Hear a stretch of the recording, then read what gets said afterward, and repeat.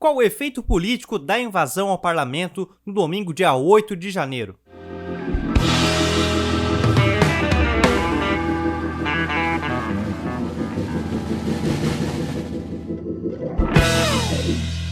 Fala, meus queridos, eu sou Pedro Gonçalves e voltamos.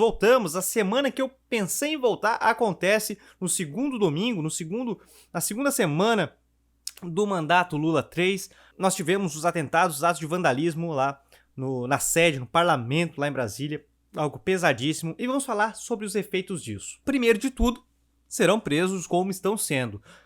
Não sei se todos, mas no momento que estou gravando esse vídeo tem entre 1.200 e 1.500 pessoas presas. E aí, quem toma isso, né, é a parte legal, a parte jurídica, não é a minha parte, não é a minha área, mas obviamente terão que ser punidos pelos atos que estavam fazendo. Não só pelos atos de vandalismo, mas porque foi um combo, né? Foi um ato de vandalismo na sede do parlamento, reivindicando a quebra da democracia.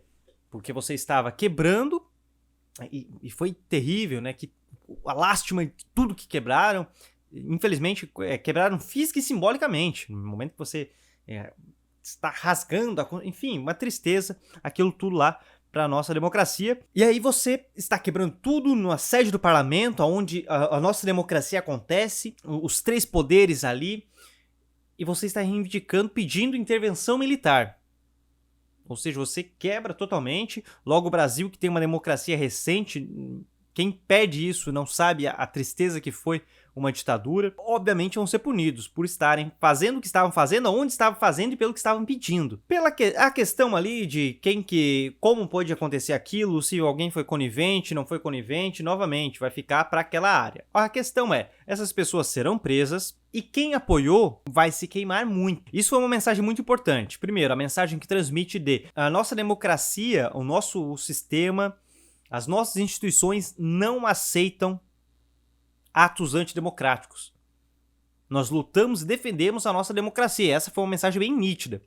A outra mensagem foi para a questão da direita. A atual direita estava sendo representada por Jair Messias Bolsonaro, que eu já vou puxar ele, e estava uma direita bizarríssima, uma extrema-direita, uma direita doente.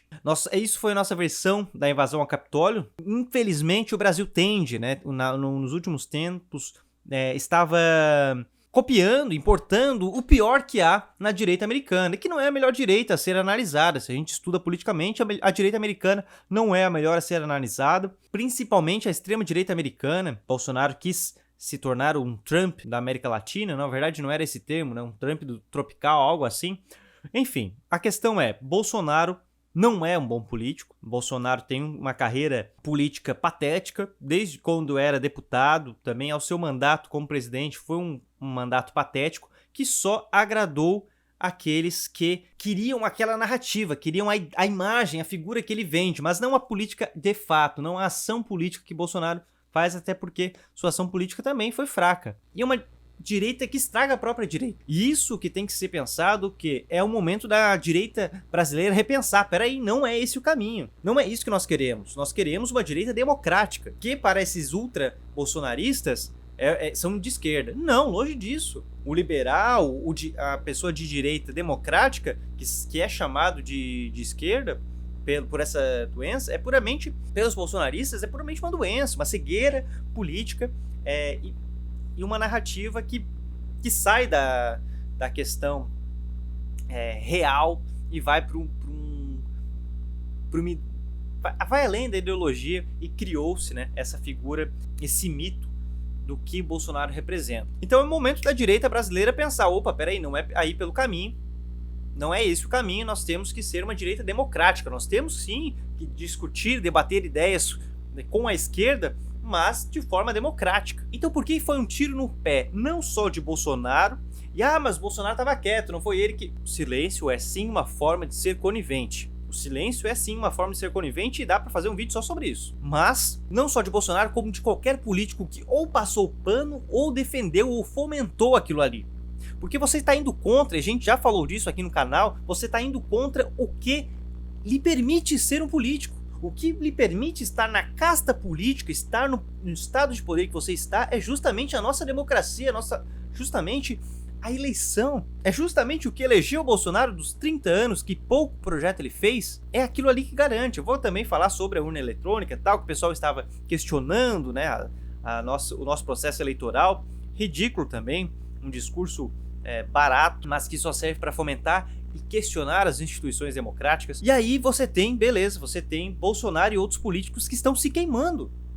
E aí eles estão se queimando não só com com uma esquerda, ser pessoa de direita, eles estão se queimando com a política em geral, até com seus colegas de direita democráticos, porque você está questionando o que elege você mesmo. Que vantagem tem isso?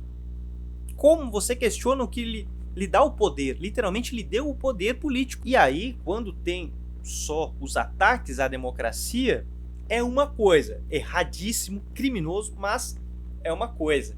No momento em que tem o fomento àqueles atos de vandalismo na sede, no parlamento, na sede dos três poderes, do legislativo, do executivo, do judiciário, você conseguiu unir os três poderes na luta pela reestruturação, não só da democracia brasileira, porque a democracia ela segue funcionando, as nossas instituições seguem funcionando, mas no norte, peraí, vamos ter que nos abdicar, e aí isso aí foi um tiro, assim, ó, primeiro, você se queimou politicamente, porque a política é negociação, é conversa, é você confiar naquela pessoa, peraí, eu consigo negociar com esse cara, olha, nós somos de aspectos ideológicos diferentes, mas a gente precisa conversar, a gente precisa passar esse projeto de lei aqui.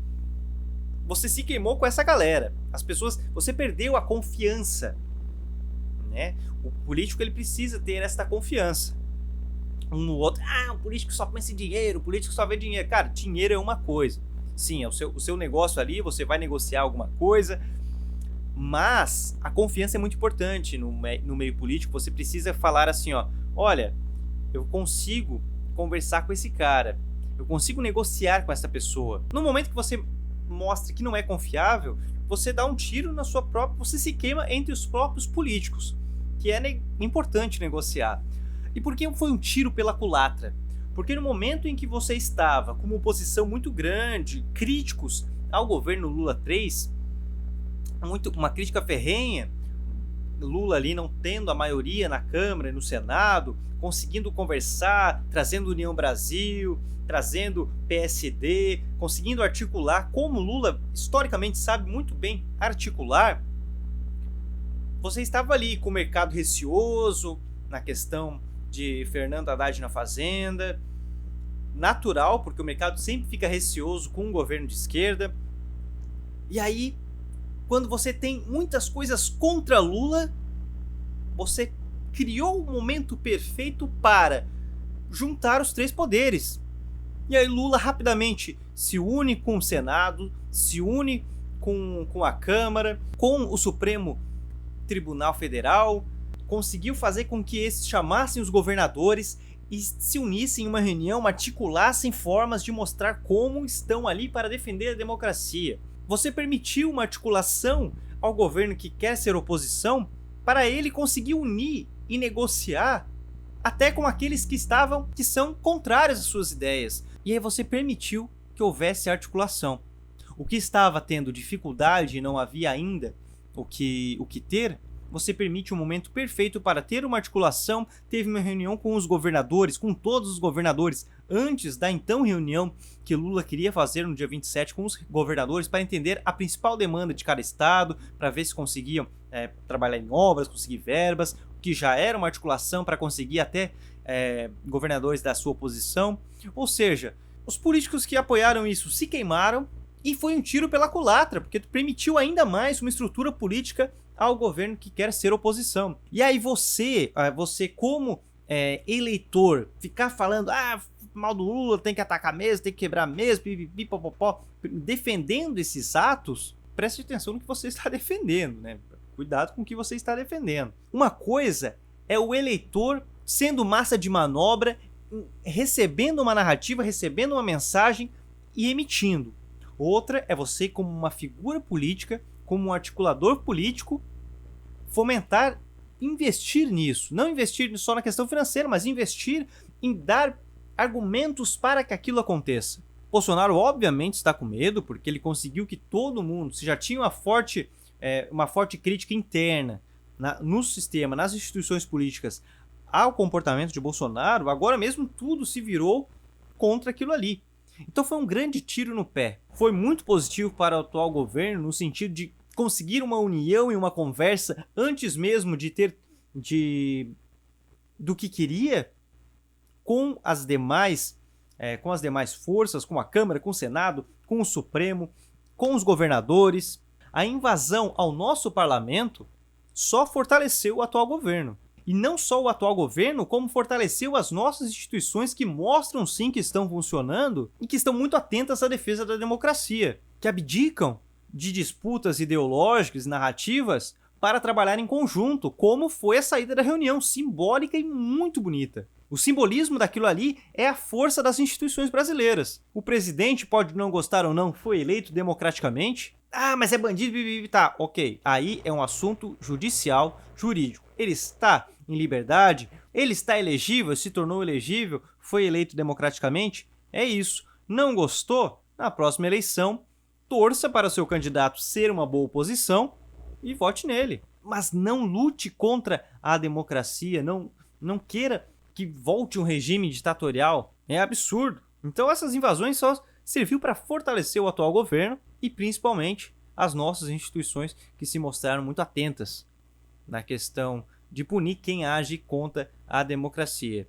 Enfim, seria isso, meus amigos. Muito obrigado, um forte abraço, um beijo e até mais. Comente aí o que você achou, né? Qual a sua opinião sobre isso, qual os seus medos. Se você tem perguntas sobre isso, deixa aqui, comenta aí, é muito importante.